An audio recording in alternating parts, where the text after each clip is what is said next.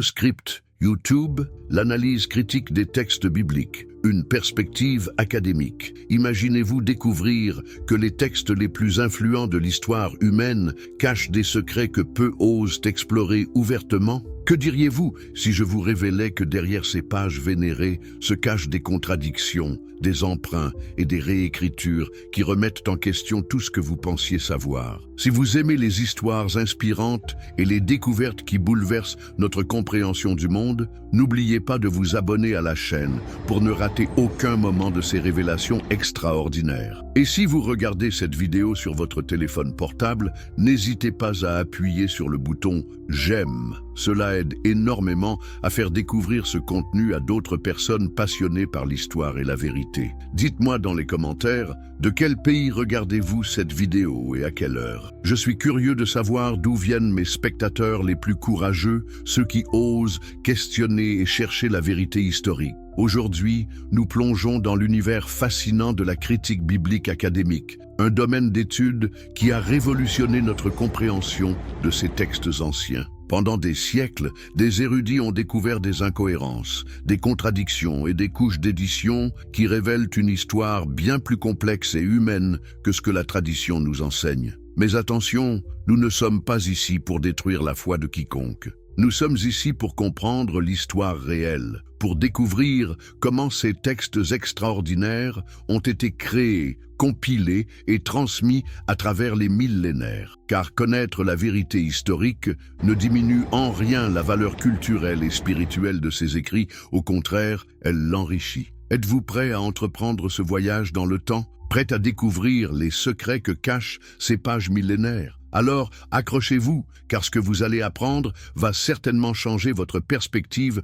sur l'un des corpus de textes les plus influents de l'humanité. Première partie, les contradictions révélatrices. Avez-vous déjà remarqué que parfois, en lisant attentivement, certains passages semblent se contredire? Vous êtes-vous déjà demandé pourquoi des détails importants varient d'un récit à l'autre dans le même livre? Ce que vous avez peut-être perçu intuitivement, les chercheurs l'ont étudié méthodiquement pendant des décennies. Le Gaul, les deux visages de la création. Commençons par l'une des découvertes les plus troublantes. Saviez-vous que la Bible contient en réalité deux récits de création complètement différents? Non, ce n'est pas une erreur de lecture de votre part. Dans le livre de la Genèse, nous trouvons deux versions distinctes de la création du monde, et elles ne concordent pas du tout. Le premier récit que nous trouvons dans Genèse 1 présente une création ordonnée sur 6 jours. Dieu crée d'abord la lumière, puis sépare les eaux, fait apparaître la terre ferme, crée les végétaux, les astres, les animaux aquatiques et aériens, puis les animaux terrestres, et enfin l'homme et la femme simultanément, le 6e jour. L'ordre est précis. L'homme et la femme sont créés ensemble, après les animaux, comme couronnement de la création. Mais que se passe-t-il quand nous lisons attentivement Genèse 2? Là, nous découvrons un récit complètement différent. L'homme est créé en premier, avant même qu'il y ait de la végétation sur terre. Puis, Dieu plante un jardin, crée les animaux, qui sont amenés à l'homme pour qu'il les nomme. Et seulement après, voyant que l'homme est seul, Dieu crée la femme à partir de sa côte. Vous voyez le problème? Dans le premier récit, l'ordre est végétation, animaux, puis hommes et femmes ensemble. Dans le second, hommes, végétation, animaux, puis femmes. Ces deux récits ne peuvent pas être littéralement vrais en même temps. Alors, comment expliquer cette contradiction flagrante? Les érudits ont découvert que ces deux textes proviennent de sources différentes, écrites à des époques différentes, par des auteurs différents, avec des théologies différentes. Le premier récit, plus récent, présente une vision cosmique et ordonnée, utilisant le nom générique Elohim pour Dieu. Le second, plus ancien, est plus anthropomorphique et intime, utilisant le nom personnel Yahvé Elohim. Mais ce n'est que le début. Avez-vous déjà comparé attentivement les généalogies de Jésus? Si vous pensiez que tous les évangiles racontèrent la même histoire, préparez-vous à une surprise. Le mystère des généalogies contradictoires. Matthieu et Luc nous donnent tous deux la généalogie de Jésus, mais quand nous les comparons côte à côte, nous découvrons des différences stupéfiantes. Matthieu trace la lignée de Jésus en remontant d'Abraham à Joseph, tandis que Luc la trace d'Adam à Joseph. Mais le problème ne s'arrête pas là. les noms ne correspondent pas. Selon Matthieu, le grand-père de Jésus s'appelait Jacob, fils de Mathan. Selon Luc, il s'appelait Élie, fils de Matha. Comment Joseph peut-il avoir deux pères différents? Les théologiens ont proposé diverses explications.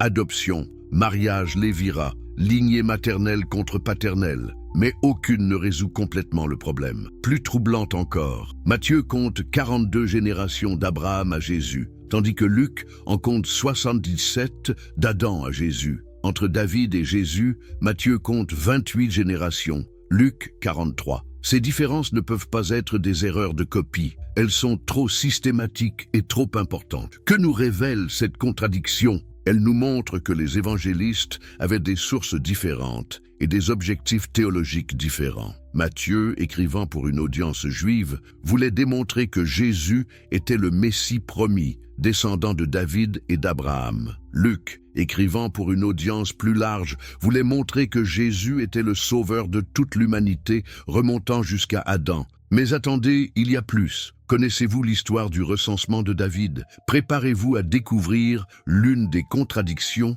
les plus flagrantes de toute la Bible. Le recensement impossible. Dans le 2e livre de Samuel, nous lisons que la colère de l'Éternel s'enflamma de nouveau contre Israël, et il excita David contre eux en disant « Va, fais le dénombrement d'Israël et de Juda ». Mais quand nous lisons le même événement dans le 1er livre des Chroniques, nous découvrons que c'est Satan qui pousse David à faire ce recensement. Satan se leva contre Israël et il excita David à faire le dénombrement d'Israël. Alors, qui a poussé David à faire ce recensement? Dieu ou Satan? Cette contradiction n'est pas anodine. Elle révèle une évolution théologique majeure dans la pensée israélite. Le livre de Samuel, plus ancien, attribue directement à Dieu les actions que nous pourrions considérer comme moralement ambiguës. Le livre des Chroniques, plus récent, introduit la figure de Satan pour expliquer ses actions problématiques. Mais les contradictions ne s'arrêtent pas là. Les chiffres eux-mêmes ne correspondent pas. Samuel dit que David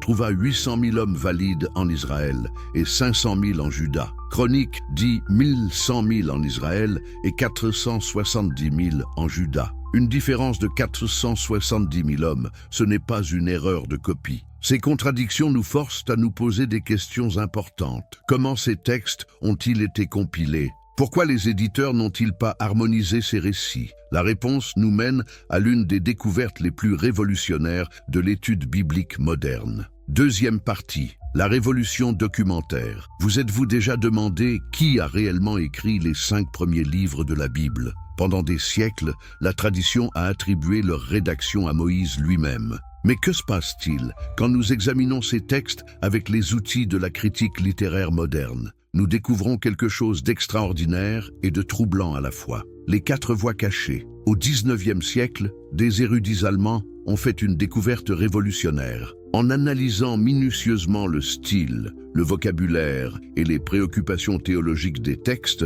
ils ont identifié non pas un, mais 4 auteurs principaux dans les 5 premiers livres de la Bible. Cette découverte, connue sous le nom d'hypothèse documentaire, a bouleversé notre compréhension de ces textes sacrés. Imaginez un puzzle littéraire complexe. Les chercheurs ont découvert que ce que nous appelons les livres de Moïse est en réalité un savant assemblage de 4 sources distinctes qu'ils ont nommées J, E, D et P. La source J, ou yaviste, utilise le nom personnel de Dieu, Yahvé, dès le début. Elle présente un Dieu anthropomorphique qui se promène dans le jardin d'Éden, qui ferme l'arche de Noé, qui lutte avec Jacob. C'est une théologie intime et personnelle, probablement écrite vers 950, avant notre ère dans le royaume du Sud. La source E, ou éloïste, utilise le nom générique Elohim pour Dieu jusqu'à la révélation du nom Yahvé à Moïse. Elle présente un Dieu plus distant, qui communique par les rêves et les visions plutôt que par des apparitions directes. Cette source, probablement originaire du royaume du Nord, aurait été écrite vers 850 avant notre ère. Mais comment les chercheurs ont-ils pu identifier ces sources? Prenons un exemple concret. Dans l'histoire de Joseph, nous trouvons des doublons révélateurs. Tantôt ce sont les Madianites qui vendent Joseph en Égypte, tantôt ce sont les Ismaélites. Tantôt c'est Ruben qui veut sauver Joseph, tantôt c'est Juda. Ces variations ne sont pas aléatoires, elles correspondent à des patterns cohérents qui révèlent des sources distinctes. Les anachronismes révélateurs. Mais voici quelque chose d'encore plus troublant. Saviez-vous que les textes attribués à Moïse contiennent des références à des événements qui ont eu lieu des siècles après sa mort supposée? C'est comme si vous trouviez dans un livre prétendument écrit par Napoléon des références à la Seconde Guerre mondiale. Dans le livre de la Genèse, nous lisons « Les rois qui régnèrent dans le pays d'Édom, avant qu'un roi régnât sur les enfants d'Israël ». Cette phrase ne peut avoir été écrite qu'après l'établissement de la monarchie israélite, soit au moins 400 ans après Moïse. Comment Moïse aurait-il pu savoir qu'Israël aurait un jour des rois? Plus flagrant encore, dans le Deutéronome, nous lisons des références à des lieux jusqu'à ce jour, impliquant une distance temporelle considérable entre les événements décrits et le moment de la rédaction. Le texte parle de Moïse, à la troisième personne, décrit sa mort et son enterrement, et affirme qu'aucun prophète ne s'est levé en Israël comme Moïse. Comment Moïse aurait-il pu écrire son propre éloge funèbre? Ces anachronismes ne sont pas des détails insignifiants. Ils révèlent que ces textes ont été compilés, édités et réédités sur une période de plusieurs siècles. Ils nous montrent que ce que nous lisons aujourd'hui est le résultat d'un long processus de transmission et de rédaction. L'énigme des noms divins. Voici un détail fascinant que peu de gens remarquent. Dans la Bible hébraïque, Dieu est désigné par différents noms, et ces variations ne sont pas aléatoires. Elles suivent des patterns précis qui révèlent les coutures entre les différentes sources. Dans certains passages, Dieu est appelé Yahvé, l'Éternel dans nos traductions, dans d'autres Elohim, Dieu, et parfois Yahvé Elohim, l'Éternel Dieu. Ces variations semblent arbitraires à première vue, mais quand nous les analysons systématiquement, nous découvrons qu'elles correspondent aux différentes sources identifiées par les chercheurs. Prenons l'exemple du déluge. Dans certains versets, nous lisons que Noé doit prendre un mâle et une femelle de chaque espèce. Dans d'autres, nous lisons qu'il doit prendre 7 couples d'animaux purs et un couple d'animaux impurs. Ces contradictions ne sont pas des erreurs, elles révèlent que 2 récits différents ont été entremêlés par les éditeurs. Mais pourquoi les éditeurs ont-ils conservé ces contradictions? Pourquoi n'ont-ils pas harmonisé les récits? La réponse nous révèle quelque chose de profond sur la façon dont ces textes étaient perçus dans l'Antiquité. Troisième partie, les emprunts oubliés. Préparez-vous à découvrir l'une des révélations les plus troublantes de l'archéologie moderne. Que diriez-vous si je vous révélais que certaines des histoires les plus célèbres de la Bible existaient déjà, sous une forme remarquablement similaire, dans d'autres cultures des siècles avant leur apparition dans les textes hébreux? L'épopée sumérienne qui a changé tout en 1872, un jeune assyriologie britannique du nom de George Smith travaillait sur des tablettes cunéiformes dans le British Museum quand il fit une découverte qui allait bouleverser le monde biblique. Sur une tablette datant du 7e siècle avant notre ère, il découvrit un récit de déluge, d'une similitude saisissante avec l'histoire de Noé. Mais ce n'était que le début. Bientôt, les archéologues découvrirent que cette histoire de déluge faisait partie d'une épopée plus vaste, l'épopée de Gilgamesh, qui datait de bien avant les textes bibliques. La version standard de cette épopée remonte au XIIIe siècle, avant notre ère, mais les versions plus anciennes remontent jusqu'au XVIIIe siècle. Écoutez bien ces parallèles troublants. Dans l'épopée de Gilgamesh, les dieux décident de détruire l'humanité par un déluge. Ea, le dieu de la sagesse, avertit Utnapishtim en secret et lui ordonne de construire un bateau pour sauver sa famille et des spécimens de toutes les espèces animales. Utnapishtim obéit, survit au déluge qui dure plusieurs jours, et quand les eaux se retirent, son bateau se pose sur une montagne. Il lâche alors des oiseaux pour tester si la terre est sèche. Vous reconnaissez l'histoire. C'est presque identique au récit de Noé, mais voici le détail qui change tout. Les plus anciennes versions de l'épopée de Gilgamesh sont antérieures aux textes bibliques de plusieurs siècles, parfois de plus d'un millénaire. Comment expliquer ces similitudes frappantes? Les défenseurs de l'originalité biblique ont proposé diverses théories. Mémoire collective d'un déluge historique, révélation divine universelle. Mais l'explication la plus simple et la plus probable est l'emprunt littéraire. Les auteurs hébreux connaissaient ces récits mésopotamiens et les ont adaptés à leur propre vision théologique. Il besoin que les codes de loi qui ont tout précédé. Mais l'histoire ne s'arrête pas là. En 1901,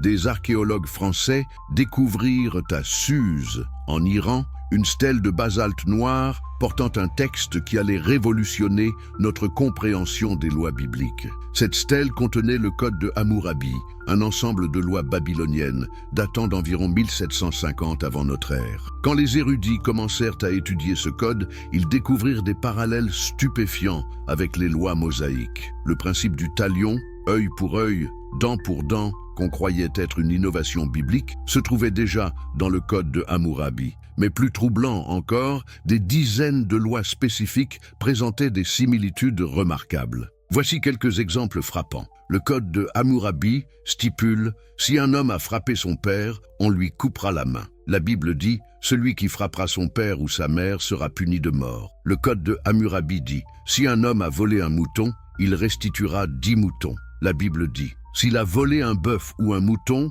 il restituera 5 bœufs pour le bœuf et 4 moutons pour le mouton ». Ces parallèles ne sont pas des coïncidences. Ils révèlent que les lois bibliques s'inscrivent dans une tradition juridique proche-orientale beaucoup plus vaste. Les auteurs hébreux n'ont pas inventé ces lois ex nihilo. Ils ont puisé dans un patrimoine légal commun à toute la région. Mais voici ce qui est vraiment fascinant. Les lois bibliques ne sont pas de simples copies des lois babyloniennes. Elles les adaptent, les modifient, les humanisent parfois. Par exemple, le code de Hammurabi établit des punitions différentes selon la classe sociale de la victime. Les lois bibliques insistent sur l'égalité devant la loi. Il y aura une même loi pour vous, pour l'étranger comme pour l'indigène, le panthéon cananéen déguisé. Mais préparez-vous à la révélation la plus troublante de toutes. Saviez-vous que certains des noms et des attributs du Dieu biblique proviennent directement du panthéon cananéen ? Les découvertes archéologiques des dernières décennies ont révélé que le monothéisme israélite n'est pas apparu ex nihilo, mais s'est développé à partir d'un polythéisme cananéen plus ancien. Le nom El, qui apparaît dans de nombreux noms bibliques, Israël, Elohim, Emmanuel, était le nom du Dieu suprême du panthéon cananéen. Les tablettes découvertes à Ugarit, datant du XIVe siècle avant notre ère, nous décrivent El comme le Père des dieux, le Créateur des créatures, le Roi du temps. Ces titres, nous les retrouvons appliqués au Dieu d'Israël. Plus troublant encore, les textes d'Ugarit mentionnent que El avait une épouse, Ashéra. Or, des inscriptions hébraïques découvertes à Kuntilet Ajrud et Kirbet El-Kom, datant du 8e siècle avant notre ère, mentionnent Yahvé et son Ashéra. Ces inscriptions suggèrent que, pendant une période de l'histoire israélite, Yahvé était conçu comme ayant une épouse divine. Comment concilier ces découvertes avec l'image traditionnelle du monothéisme biblique? La réponse nous force à reconsidérer radicalement notre compréhension de l'évolution religieuse d'Israël. Le monothéisme strict n'était pas le point de départ, mais l'aboutissement d'une longue évolution théologique. Ces découvertes nous révèlent que les textes bibliques ne sont pas tombés du ciel tout fait. Ils sont le produit d'une culture, d'une époque, d'un environnement intellectuel et religieux spécifique. Ils portent les traces de leurs influences, de leurs emprunts, de leurs adaptations. Loin de diminuer leur valeur, cette compréhension nous permet d'apprécier le génie créateur de leurs auteurs, qui ont su transformer des matériaux disparates en une vision cohérente et puissante. Une script YouTube, l'analyse critique des textes bibliques, une perspective académique. Introduction. Imaginez-vous découvrir que les textes les plus influents de l'histoire humaine cachent des secrets que peu osent explorer ouvertement. Que diriez-vous si je vous révélais que derrière ces pages vénérées se cachent des contradictions, des emprunts et des réécritures qui remettent en question tout ce que vous pensiez savoir? Si vous aimez les histoires inspirantes et les découvertes qui bouleversent notre compréhension du monde, n'oubliez pas de vous abonner à la chaîne pour ne rater aucun moment de ces révélations extraordinaires. Et si vous regardez cette vidéo sur votre téléphone portable, n'hésitez pas à appuyer sur le bouton « J'aime » Cela aide énormément à faire découvrir ce contenu à d'autres personnes passionnées par l'histoire et la vérité. Dites-moi dans les commentaires, de quel pays regardez-vous cette vidéo et à quelle heure? Je suis curieux de savoir d'où viennent mes spectateurs les plus courageux, ceux qui osent questionner et chercher la vérité historique. Aujourd'hui, nous plongeons dans l'univers fascinant de la critique biblique académique, un domaine d'étude qui a révolutionné notre compréhension de ces textes anciens. Pendant des siècles, des érudits ont découvert des incohérences, des contradictions et des couches d'édition qui révèlent une histoire bien plus complexe et humaine que ce que la tradition nous enseigne. Mais attention, nous ne sommes pas ici pour détruire la foi de quiconque.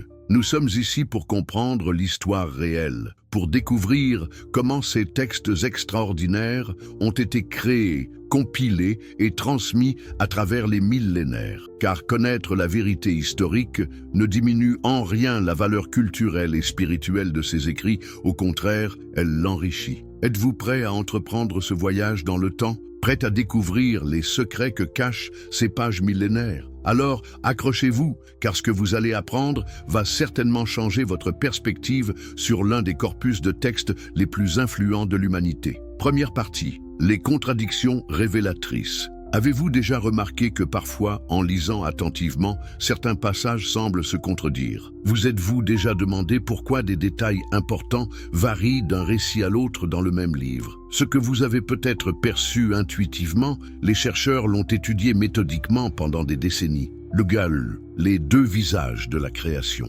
Commençons par l'une des découvertes les plus troublantes. Saviez-vous que la Bible contient en réalité deux récits de création complètement différents? Non, ce n'est pas une erreur de lecture de votre part. Dans le livre de la Genèse, nous trouvons deux versions distinctes de la création du monde, et elles ne concordent pas du tout. Le premier récit que nous trouvons dans Genèse 1 présente une création ordonnée sur 6 jours. Dieu crée d'abord la lumière, puis sépare les eaux, fait apparaître la terre ferme, crée les végétaux, les astres, les animaux aquatiques et aériens, puis les animaux terrestres, et enfin l'homme et la femme simultanément, le 6e jour. L'ordre est précis. L'homme et la femme sont créés ensemble, après les animaux, comme couronnement de la création. Mais que se passe-t-il quand nous lisons attentivement Genèse 2? Là, nous découvrons un récit complètement différent. L'homme est créé en premier, avant même qu'il y ait de la végétation sur terre. Puis, Dieu plante un jardin, crée les animaux, qui sont amenés à l'homme pour qu'il les nomme. Et seulement après, voyant que l'homme est seul, Dieu crée la femme à partir de sa côte. Vous voyez le problème? Dans le premier récit, l'ordre est végétation, animaux, puis hommes et femmes ensemble. Dans le second, hommes, végétation, animaux, puis femmes. Ces deux récits ne peuvent pas être littéralement vrais en même temps. Alors, comment expliquer cette contradiction flagrante? Les érudits ont découvert que ces deux textes proviennent de sources différentes, écrites à des époques différentes, par des auteurs différents, avec des théologies différentes. Le premier récit, plus récent, présente une vision cosmique et ordonnée, utilisant le nom générique Elohim pour Dieu. Le second, plus ancien, est plus anthropomorphique et intime, utilisant le nom personnel Yahvé Elohim. Mais ce n'est que le début. Avez-vous déjà comparé attentivement les généalogies de Jésus? Si vous pensiez que tous les évangiles racontèrent la même histoire, préparez-vous à une surprise.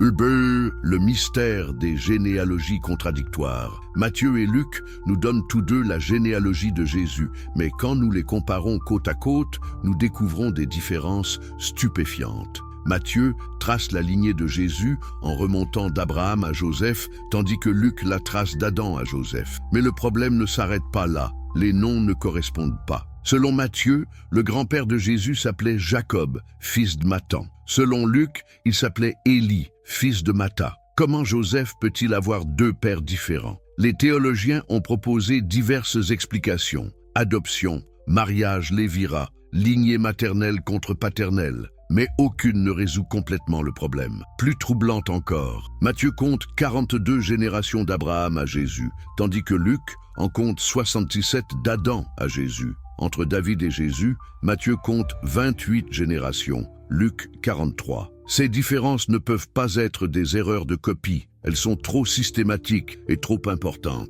Que nous révèle cette contradiction? Elle nous montre que les évangélistes avaient des sources différentes et des objectifs théologiques différents. Matthieu, écrivant pour une audience juive, voulait démontrer que Jésus était le Messie promis, descendant de David et d'Abraham. Luc, écrivant pour une audience plus large, voulait montrer que Jésus était le sauveur de toute l'humanité, remontant jusqu'à Adam. Mais attendez, il y a plus. Connaissez-vous l'histoire du recensement de David? Préparez-vous à découvrir l'une des contradictions les plus flagrantes de toute la Bible. Le recensement impossible. Dans le 2e livre de Samuel, nous lisons que la colère de l'Éternel s'enflamma de nouveau contre Israël, et il excita David contre eux en disant « Va, fais le dénombrement d'Israël et de Juda ». Mais quand nous lisons le même événement dans le 1er livre des Chroniques, nous découvrons que c'est Satan qui pousse David à faire ce recensement. Satan se leva contre Israël et il excita David à faire le dénombrement d'Israël. Alors, qui a poussé David à faire ce recensement? Dieu ou Satan? Cette contradiction n'est pas anodine. Elle révèle une évolution théologique majeure dans la pensée israélite. Le livre de Samuel, plus ancien, attribue directement à Dieu les actions que nous pourrions considérer comme moralement ambiguës. Le livre des Chroniques, plus récent, introduit la figure de Satan pour expliquer ses actions problématiques. Mais les contradictions ne s'arrêtent pas là. Les chiffres eux-mêmes ne correspondent pas. Samuel dit que David trouva 800 000 hommes valides en Israël et 500 000 en Juda. Chronique dit 1100 000 en Israël et 470 000 en Juda. Une différence de 470 000 hommes, ce n'est pas une erreur de copie. Ces contradictions nous forcent à nous poser des questions importantes. Comment ces textes ont-ils été compilés? Pourquoi les éditeurs n'ont-ils pas harmonisé ces récits? La réponse nous mène à l'une des découvertes les plus révolutionnaires de l'étude biblique moderne. Deuxième partie, la révolution documentaire. Vous êtes-vous déjà demandé qui a réellement écrit les 5 premiers livres de la Bible? Pendant des siècles, la tradition a attribué leur rédaction à Moïse lui-même. Mais que se passe-t-il quand nous examinons ces textes avec les outils de la critique littéraire moderne? Nous découvrons quelque chose d'extraordinaire et de troublant à la fois. Les 4 voix cachées. Au XIXe siècle, des érudits allemands ont fait une découverte révolutionnaire. En analysant minutieusement le style, le vocabulaire et les préoccupations théologiques des textes, ils ont identifié non pas un, mais 4 auteurs principaux dans les 5 premiers livres de la Bible. Cette découverte, connue sous le nom d'hypothèse documentaire, a bouleversé notre compréhension de ces textes sacrés. Imaginez un puzzle littéraire complexe. Les chercheurs ont découvert que ce que nous appelons les livres de Moïse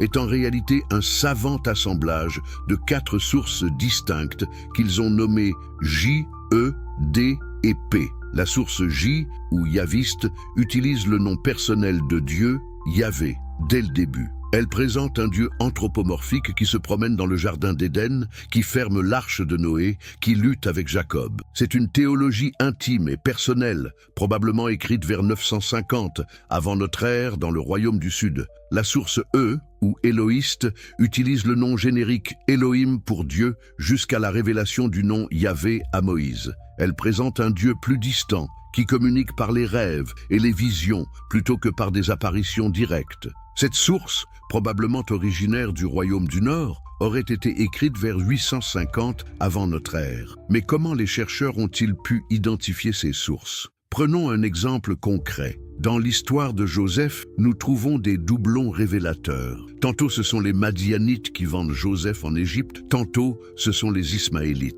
Tantôt c'est Ruben qui veut sauver Joseph, tantôt c'est Judas. Ces variations ne sont pas aléatoires, elles correspondent à des patterns cohérents qui révèlent des sources distinctes. Les anachronismes révélateurs. Mais voici quelque chose d'encore plus troublant. Saviez-vous que les textes attribués à Moïse contiennent des références à des événements qui ont eu lieu des siècles après sa mort supposée? C'est comme si vous trouviez dans un livre prétendument écrit par Napoléon des références à la Seconde Guerre mondiale. Dans le livre de la Genèse, nous lisons « Les rois qui régnèrent dans le pays d'Édom, avant qu'un roi régnât sur les enfants d'Israël ». Cette phrase ne peut avoir été écrite qu'après l'établissement de la monarchie israélite, soit au moins 400 ans après Moïse. Comment Moïse aurait-il pu savoir qu'Israël aurait un jour des rois? Plus flagrant encore, Dans le Deutéronome, nous lisons des références à des lieux jusqu'à ce jour, impliquant une distance temporelle considérable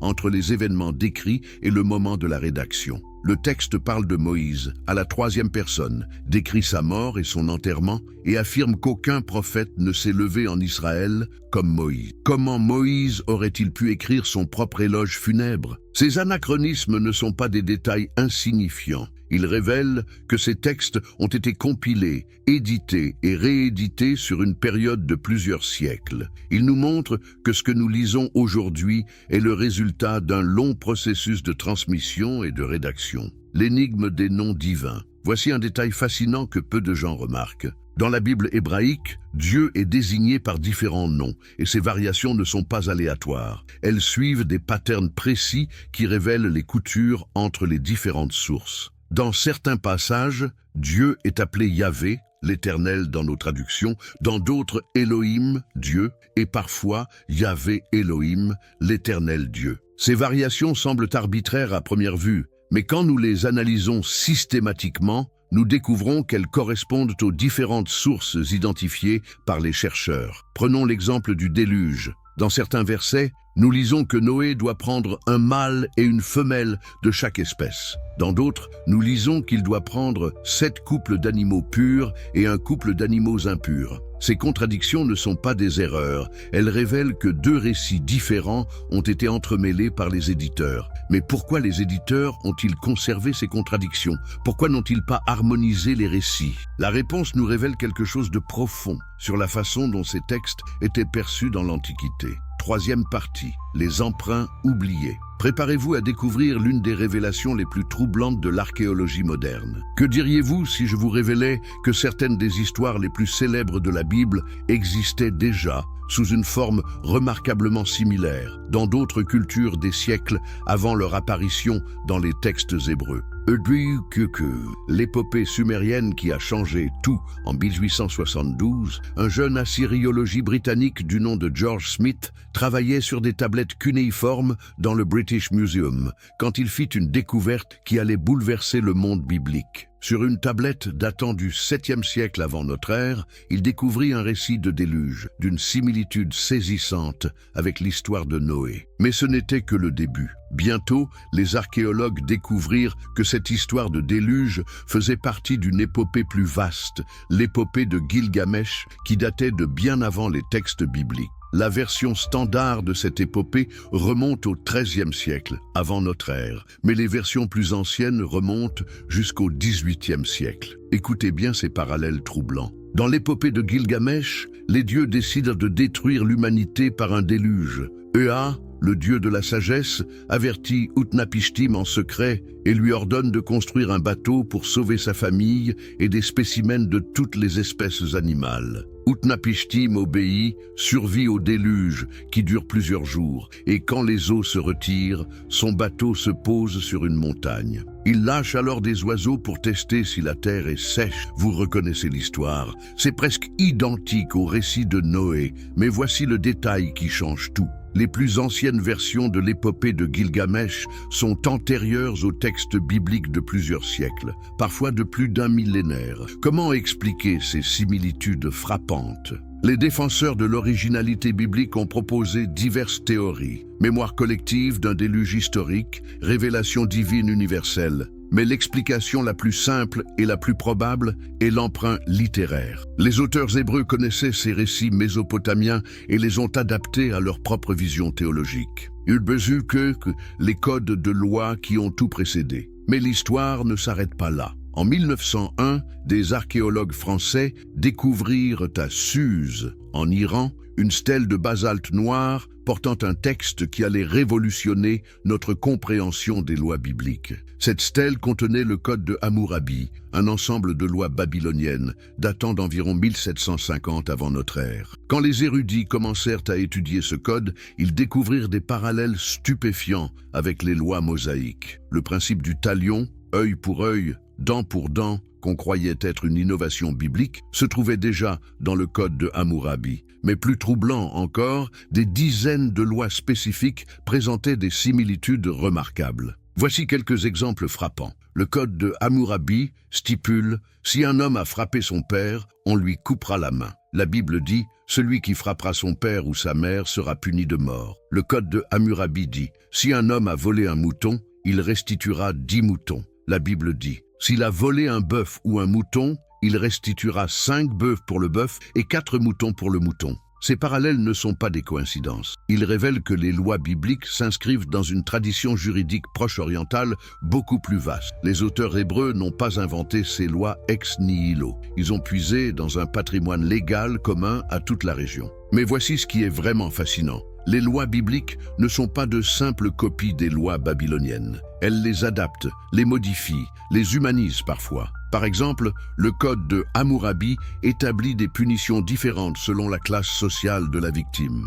Les lois bibliques insistent sur l'égalité devant la loi. Il y aura une même loi pour vous, pour l'étranger comme pour l'indigène, le panthéon cananéen déguisé. Mais préparez-vous à la révélation la plus troublante de toutes. Saviez-vous que certains des noms et des attributs du Dieu biblique proviennent directement du panthéon cananéen ? Les découvertes archéologiques des dernières décennies ont révélé que le monothéisme israélite n'est pas apparu ex nihilo, mais s'est développé à partir d'un polythéisme cananéen plus ancien. Le nom El, qui apparaît dans de nombreux noms bibliques, Israël, Elohim, Emmanuel, était le nom du Dieu suprême du panthéon cananéen. Les tablettes découvertes à Ugarit, datant du XIVe siècle avant notre ère, nous décrivent El comme le Père des dieux, le Créateur des créatures, le Roi du temps. Ces titres, nous les retrouvons appliqués au Dieu d'Israël.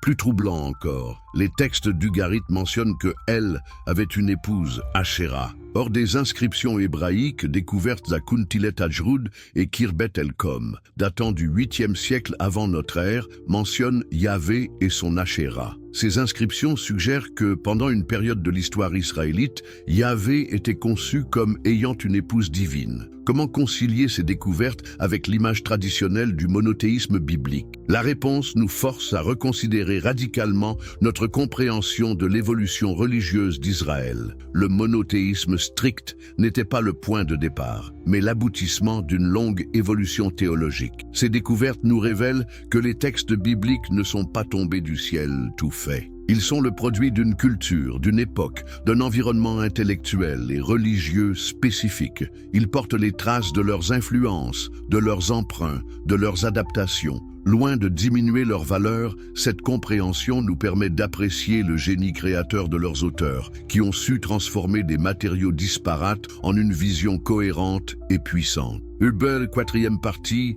la grande sélection. Vous pensez connaître l'histoire de la formation de la Bible? Détrompez-vous. Ce que vous allez découvrir maintenant va complètement bouleverser votre compréhension de la façon dont ces textes sacrés ont été assemblés. Avant de continuer cette révélation extraordinaire, si vous appréciez ces histoires fascinantes qui remettent en question tout ce que nous pensions savoir, n'hésitez pas à vous abonner à la chaîne pour ne manquer aucun de ces moments de vérité historique. Et puisque nous parlons de vérité, dites-moi dans les commentaires, de quel pays nous regardez-vous en ce moment et à quelle heure découvrez-vous ces révélations? Je suis curieux de savoir où se trouvent ces esprits audacieux qui osent affronter la réalité historique. Si vous regardez sur votre téléphone, un petit « j'aime » ferait des miracles pour aider ce contenu à atteindre d'autres personnes assoiffées de vérité.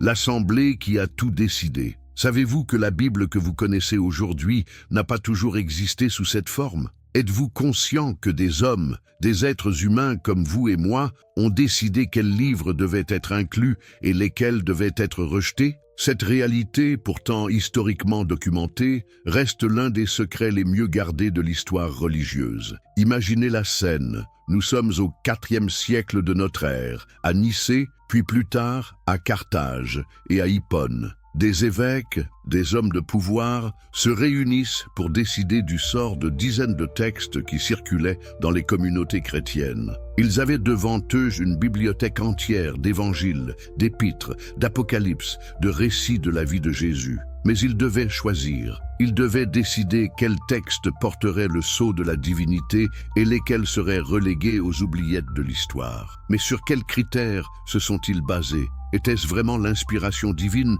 qui guidait leurs décisions? Ou étaient-ce des considérations plus terrestres, plus politiques, plus humaines? Les documents historiques nous révèlent une réalité bien plus complexe et troublante. Le premier critère était l'orthodoxie doctrinale. Un texte était-il conforme à la théologie qui était en train de s'imposer? Soutenait-il les positions théologiques des évêques influents? Les évangiles de Thomas, de Philippe, de Marie-Madeleine racontaient des histoires différentes de Jésus, présentaient des enseignements qui ne cadraient pas avec la doctrine officielle. Ils ont été rejetés non pas parce qu'ils étaient moins authentiques, mais parce qu'ils étaient dérangeants. Le deuxième critère était l'apostolicité. Un texte était-il attribué à un apôtre ou à un proche collaborateur des apôtres? Mais voici le problème. Cette attribution était souvent fictive. Les spécialistes savent aujourd'hui que la plupart des livres du Nouveau Testament n'ont pas été écrits par leurs auteurs supposés. L'évangile de Matthieu n'a pas été écrit par l'apôtre Matthieu. L'évangile de Jean n'a pas été écrit par l'apôtre Jean. Les épîtres de Paul, certaines n'ont pas été écrites par Paul. Le troisième critère était l'usage liturgique. Un texte était-il largement utilisé dans les communautés chrétiennes? Mais là encore, l'usage dépendait largement de la géographie et de la politique locale. Certains textes étaient populaires en Orient, mais rejetés en Occident et vice-versa. Les textes perdus qui auraient tout changé. Mais voici ce qui est vraiment fascinant. Que contenaient ces textes rejetés? Quelles versions de l'histoire chrétienne ont été perdues à jamais? Les découvertes archéologiques du XXe siècle nous ont redonné accès à quelques-uns de ces textes oubliés, et ce qu'ils révèlent est stupéfiant. Prenons l'évangile de Thomas, découvert en 1945 dans la bibliothèque de Nag Hammadi en Égypte. Ce texte, qui date probablement du 1er siècle, présente Jésus comme un maître de sagesse plutôt que comme un sauveur sacrificiel. Il ne contient aucun récit de la crucifixion ou de la résurrection. Au lieu de cela, il présente 114 paroles attribuées à Jésus, dont beaucoup sont parallèles à celles des évangiles canoniques, mais avec des nuances différentes. Voici une parole troublante de cet évangile. Jésus dit, « Si ceux qui vous guident vous disent, « Voici, le royaume est dans le ciel », alors les oiseaux du ciel vous devanceront. S'ils vous disent, « Il est dans la mer », alors les poissons vous devanceront. Mais le royaume est à l'intérieur de vous, et il est à l'extérieur de vous. Cette vision du christianisme, centrée sur la connaissance intérieure plutôt que sur la foi en un sauveur externe, était-elle moins légitime que celle qui a été retenue? Les évêques du IVe siècle l'ont pensé, mais leurs décisions étaient-elles guidées par la vérité historique ou par des considérations politiques? L'évangile de Marie-Madeleine, découvert en 1896 mais longtemps ignoré, présente Marie-Madeleine comme une leader spirituelle, une disciple privilégiée de Jésus qui reçoit des révélations spéciales. Dans ce texte, Pierre exprime sa jalousie envers Marie. Est-ce en secret, sans notre connaissance,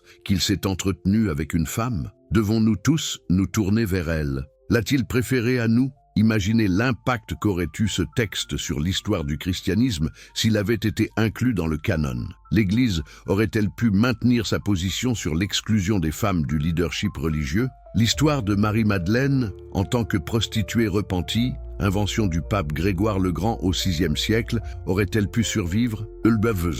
La politique. Derrière les décisions sacrées, mais creusons plus profondément. Qui étaient vraiment ces hommes qui ont décidé du canon biblique?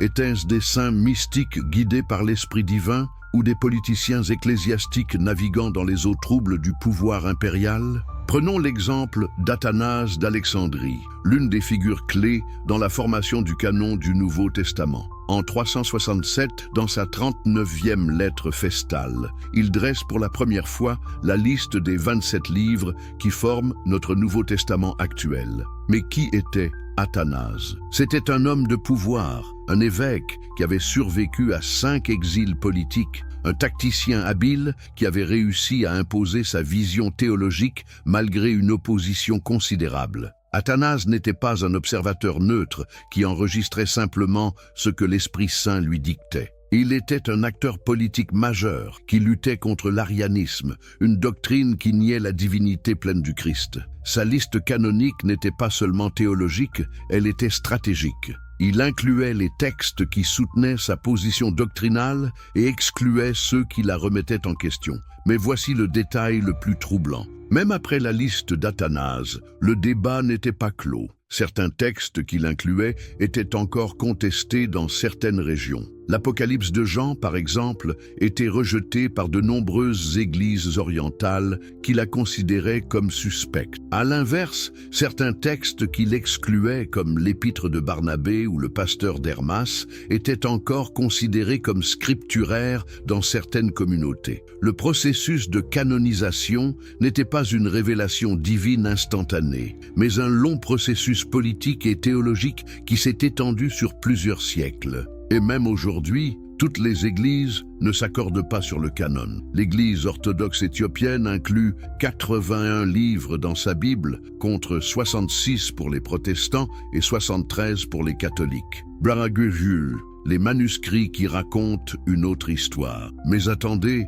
l'histoire devient encore plus complexe. Même après la formation du canon, les textes ont continué à évoluer. Saviez-vous que nous ne possédons aucun manuscrit original d'aucun livre biblique? Tous les textes que nous avons sont des copies de copies de copies, et ces copies contiennent des milliers de variantes. Bart Ehrman, l'un des plus grands spécialistes des manuscrits du Nouveau Testament, a calculé qu'il existe plus de variantes textuelles dans les manuscrits du Nouveau Testament qu'il n'y a de mots dans le Nouveau Testament lui-même. La plupart de ces variantes sont insignifiantes, des erreurs d'orthographe, des synonymes, des inversions de mots. Mais certaines sont théologiquement importantes. Prenons l'exemple de la femme adultère dans l'Évangile de Jean. Cette histoire où Jésus dit que celui qui n'a jamais péché lui jette la première pierre est l'une des plus célèbres et des plus aimées du Nouveau Testament. Mais voici le problème, elle n'apparaît dans aucun des manuscrits les plus anciens de l'Évangile de Jean.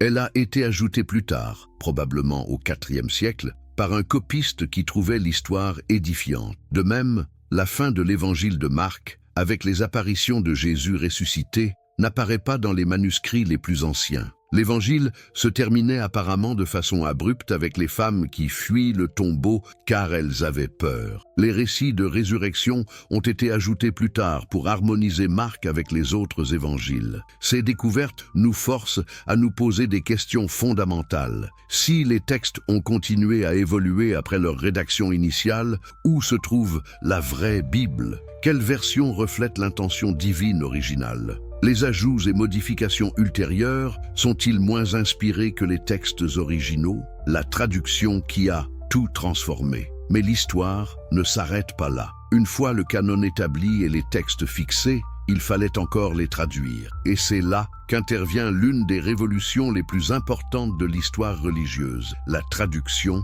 de Saint Jérôme. Au IVe siècle, le pape Damas confie à Jérôme la mission de réviser les traductions latines de la Bible, qui circulaient alors et qui étaient souvent contradictoires et déficientes. Jérôme entreprend un travail titanesque.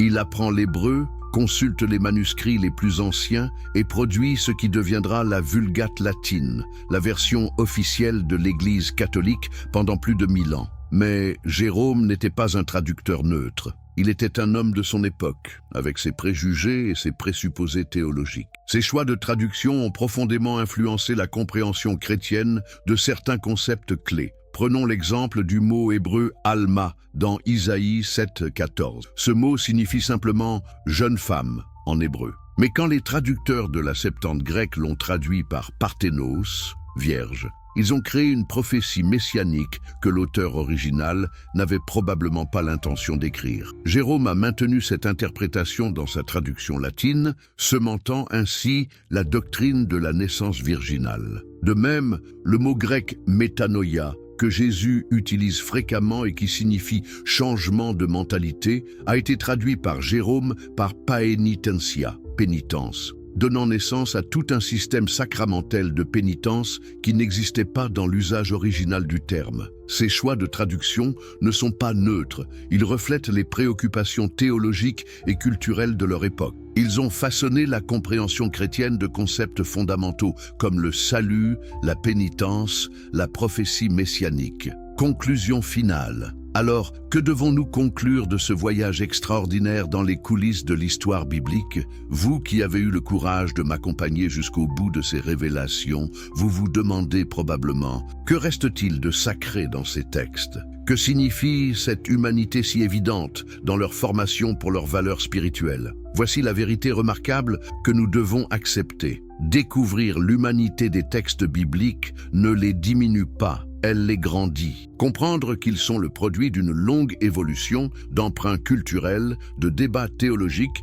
de décisions politiques, ne fait que souligner le génie extraordinaire de leurs auteurs et compilateurs. Pensez-y. Ces hommes et ces femmes de l'Antiquité ont pris des matériaux disparates, des mythes sumériens, des codes légaux babyloniens, des traditions orales hébraïques, des témoignages chrétiens primitifs, et ils en ont fait une œuvre d'une cohérence et d'une puissance extraordinaire. Ils ont créé une vision du monde qui a façonné la civilisation occidentale, qui continue d'inspirer des milliards de personnes aujourd'hui. Le fait que les récits de création empruntent aux mythologies mésopotamiennes ne rend pas moins remarquable la façon dont ils ont été transformés pour exprimer une vision monothéiste révolutionnaire. Le fait que les lois mosaïques s'inspirent des codes babyloniens ne rend pas moins admirable la façon dont elles ont été humanisées et universalisées. Le fait que les évangiles aient été sélectionnés par des hommes ne rend pas moins extraordinaire le message d'amour et de justice qu'ils transmettent. Cette humanité des textes bibliques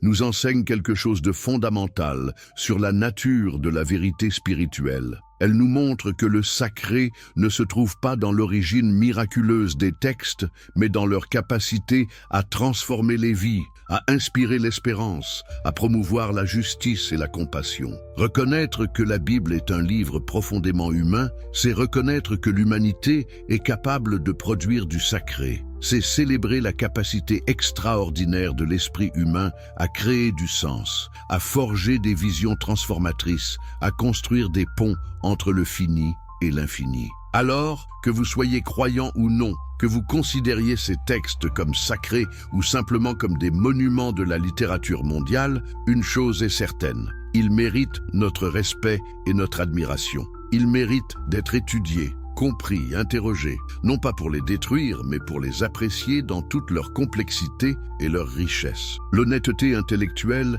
n'est pas l'ennemi de la spiritualité. Au contraire, elle en est la compagne fidèle. Car comment pourrait-on prétendre aimer la vérité tout en refusant de regarder la réalité en face ? Comment pourrait-on prétendre chercher Dieu tout en fermant les yeux sur l'épreuve de son action dans l'histoire humaine? Ces textes extraordinaires nous enseignent que le divin et l'humain ne sont pas opposés, mais intimement liés. Ils nous montrent que la révélation ne se fait pas en court-circuitant l'humanité, mais en la traversant, en l'assumant, en la transformant. Ils nous révèlent que le sacré n'est pas ailleurs, mais ici, dans cette capacité extraordinaire de l'esprit humain à créer du sens, de la beauté, de l'espérance. Alors, continuez à questionner, continuez à chercher, continuez à vous émerveiller. Car c'est dans cette quête de vérité, dans cette ouverture à la complexité, dans cette capacité à concilier raison et émerveillement que réside peut-être la plus belle des spiritualités. Et vous, qu'en pensez-vous?